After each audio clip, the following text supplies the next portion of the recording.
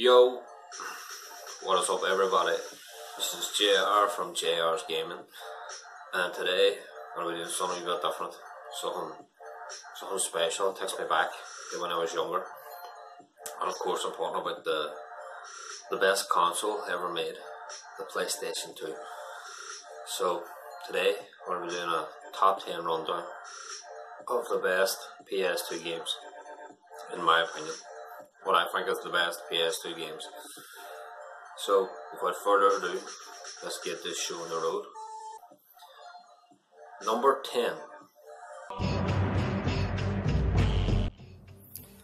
10. Freedom Fighters, a game created by the team who brought you Hitman, IO Interactive, who used to work under Eidos.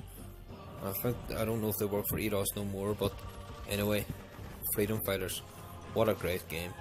This game was set in New York just after World War II, where the Soviets won World War II by beating Germany, and now they invaded America, and it was up to you as like a mechanic or like an average Joe to recruit your own team of freedom fighters, if you will call it. And the game was basically like you could control your team, and you could like plan guerrilla attacks against the Russians. Amazing game, really was. It was way ahead of its time. It was just something so really addictive about the gameplay, and if I was you, I would definitely check it out. It's amazing game. Number 9. Peggy 12.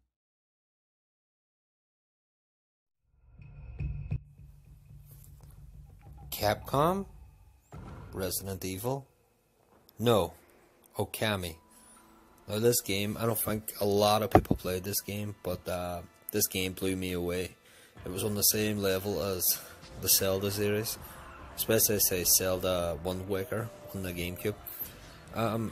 Basically Okami was made by Clover Studios, which was a division of Capcom Games, and the game was set around Japanese mythology. Particularly, there's a Japanese god who became a wolf, a dog, and it's basically your task to rid this ancient part of Japan of the evil. And along the way, you had like a wee young partner, a young Isin you called him, and he carried a brush. He was like an artist. Basically, the gameplay was you could strike your opponents or use the brush. They use like special powers or weapons. As you can see in the video here, that was the gameplay, but it was different, it was fresh, it was colourful, it was a one-of-a-kind game, and I loved it. I still play it. I bought it in the PS4, the HD remaster, but definitely try and check Okami out. It's like I say, it's a game that went under the radar, and a lot of people missed out. But if you like adventure, like RPG, you will love Okami. Number 8. Number 8 is Onimusha 3, which was developed by Capcom and released by Capcom. Great game. This time you're playing as Samanowski. Don't know if I'm pronouncing that right. Samanowski from the very first Onimusha, and at the time I never really played any of the Onimusha games, but I'm glad I picked this one up. Gameplay consists of fighting against the Oni, which is Japanese for demon, and Onimusha means demon soul, I think. I could be wrong, but the game was addictive. It was an addictive game. It was different, and I remember when the game was coming out, there was a lot of marketing, and they were really pushing the game, and I think that's what made me buy it. Apart from like having an interest in Japanese culture and tradition, I was like, I must check this out, and I'm glad I did. I still believe to this day that this game had the best game intro ever made. As you can see in the background, it was amazing for a time, and it's still amazing today. Great soundtrack, great game, another gem by Capcom. I'll just let you hear the rest of this. Well, this plays.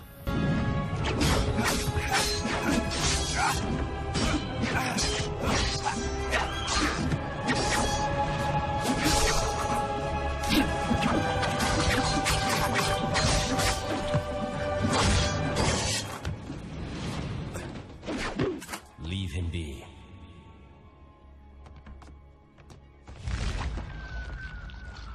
I'll take care of him. Galiganto. We meet again, Samanosuke.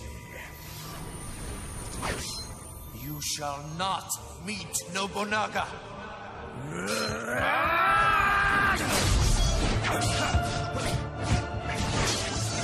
Number 7. Duties of protecting the president's daughter. Number 7 is another great game by Capcom, which is Resident Evil 4. And this game redefined everything to do with survival horror.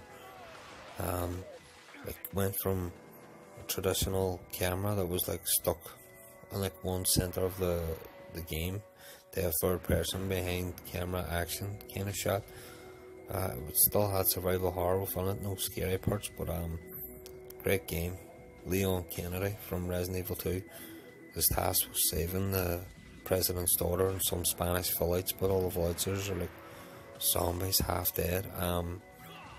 Great game, fucking loved it at the time and I still love it today.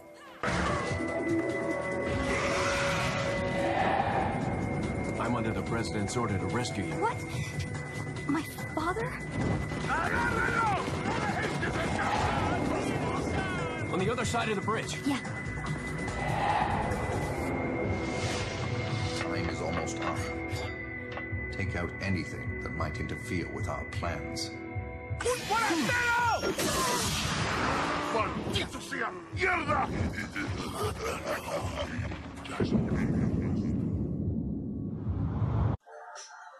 Number 6.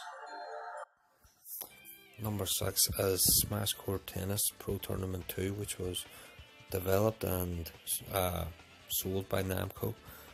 This is still the best tennis game I ever played in my life, and I believe there's no other tennis game that's came close to it. The soundtrack too was amazing. The soundtrack would play in the background during your matches, and it just got you pumped up and hyped. Great physics as well. The ball felt real. The game was amazing, addictive. One of the best multiplayer games you could play on the PS2. Great for playing during the summer with your mates. Shout out to Paul Dave. We hogged this game and it was great in co-op. They don't make them like this anymore. Definitely don't.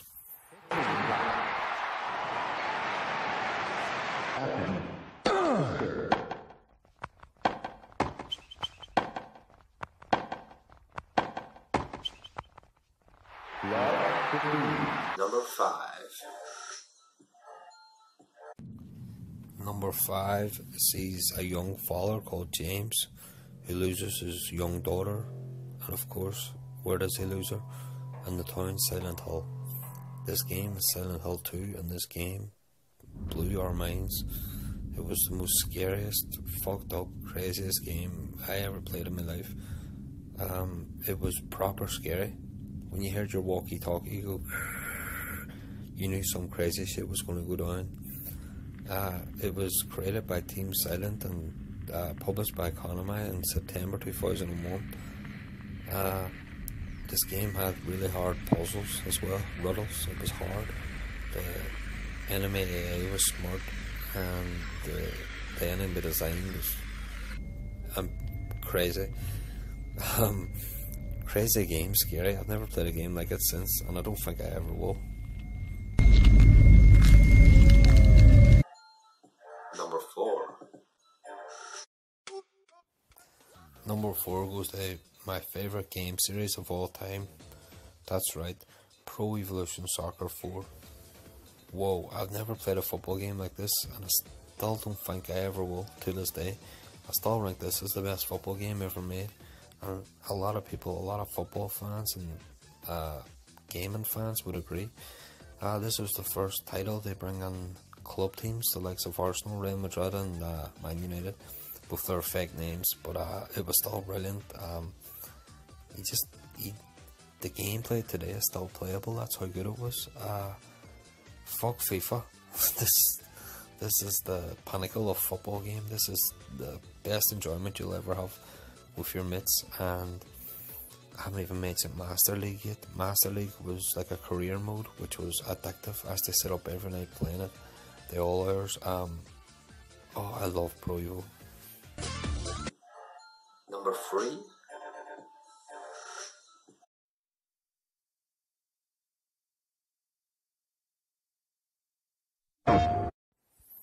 Things are starting to get a wee bit tight at the top here. You know, this is going to be the top 3 games. They're going to be 3 masterpieces in my eyes. And at number 3 is God of War, the original, the first. What a game. Speechless. What I say about this game. It was ultra violent, ultra addictive, ultra amazing. Ultra amazing. He played as Kratos, the God of War, and he was on a mission to fight his brother, Ares, was it? The God of the Dead, or I could be getting this mixed up, don't shoot me. But I remember that Zeus was in it, your father, and you fight against him, and it's like Norse mythology. You fight all these Greek mythology, and you fight all these other gods, and you're fighting against their armies of undead, and Jesus, it was just such a good game. It was, it's still going today. I mean, God of War 4 is coming out pretty soon, the next month or 2. I think it's 2 months then.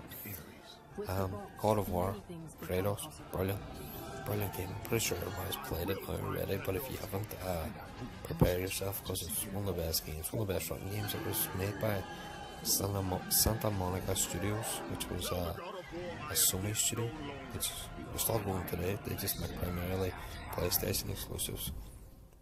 Fucking amazing. Number 2. I had to sit long and hard and think about should this game have been number 1. It's hard to say. You'll see me number 1 choice and why I picked it, and I'll explain why, but this game is a masterpiece.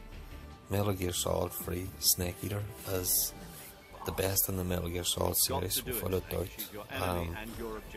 Hideo Kojima went to town in this game. Really felt like a James Bond film. Gameplay was more of the same but refined. The AI was better, and you had to use a camouflage system to blend into the jungle. This game was the story of Big Boss, Naked Snake, who then became Solid Snake and then became Big Boss, and it's about his mentor, Big Boss. Basically she betrays you, and it's like a revenge story. But the game was, you could sit down and play it today and you would still enjoy it. Kojima deserves a fucking statue in Japan outside Konami for this game. It is amazing. I love it, and I love the music. Just listen to the music. The game was so cinematic. It was like it was a feast for your eyes. I love it. I love Metal Gear Solid. And number 1. Have you ever sat down and played a online game today? Can you remember what it was like when nobody gave you grief? You had no 10-year-olds trying to slag your mum.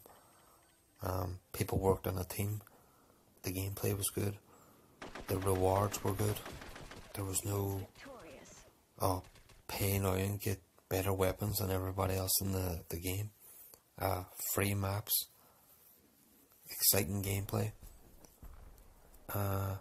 Meeting new friends online. If you can't remember back that far, let me just tell you why this game is number 1. SOCOM, US Navy SEALs, was my introduction to online gaming.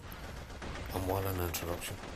I met so many good people, really good people, friendly people, who wanted to play online and work together as a team. SOCOM was made by Super Interactive, and it was exclusive to the PlayStation.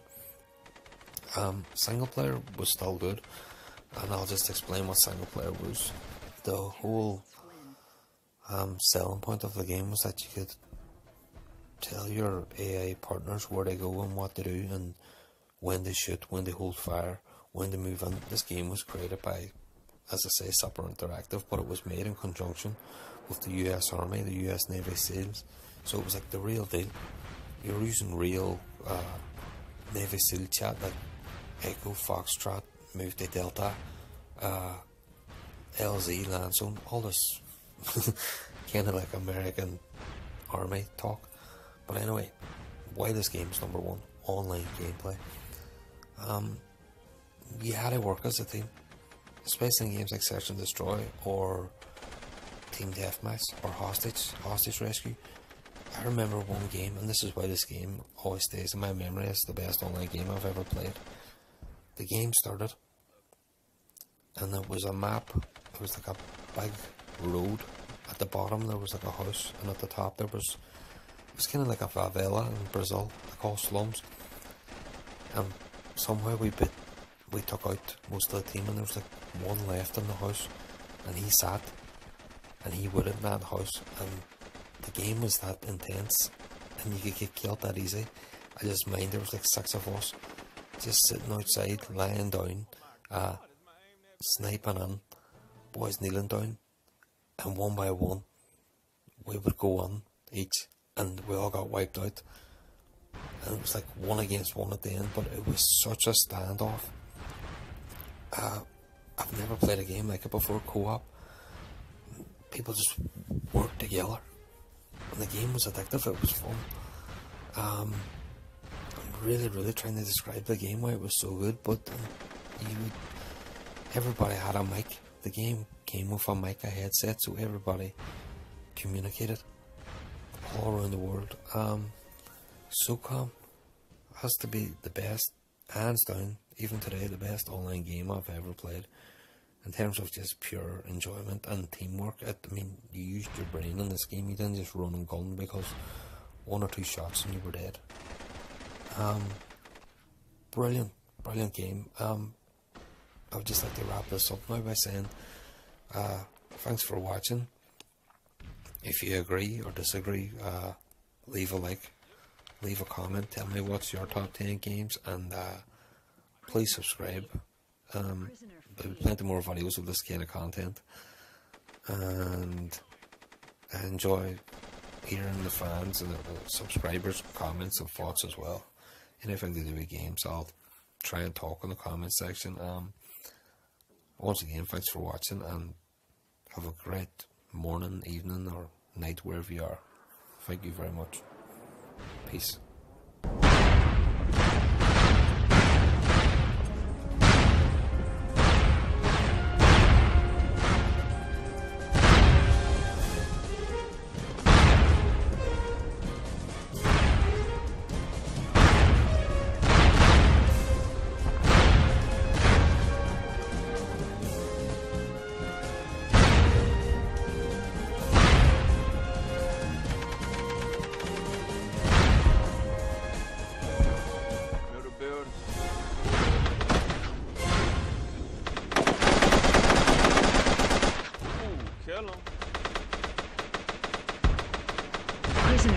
Prisoner freed.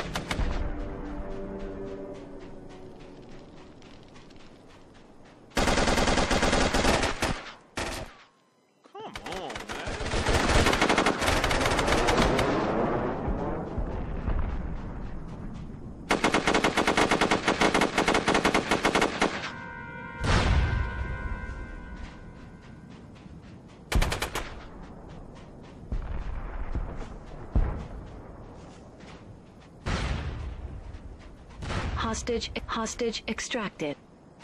Hostage extracted. SEALs victorious.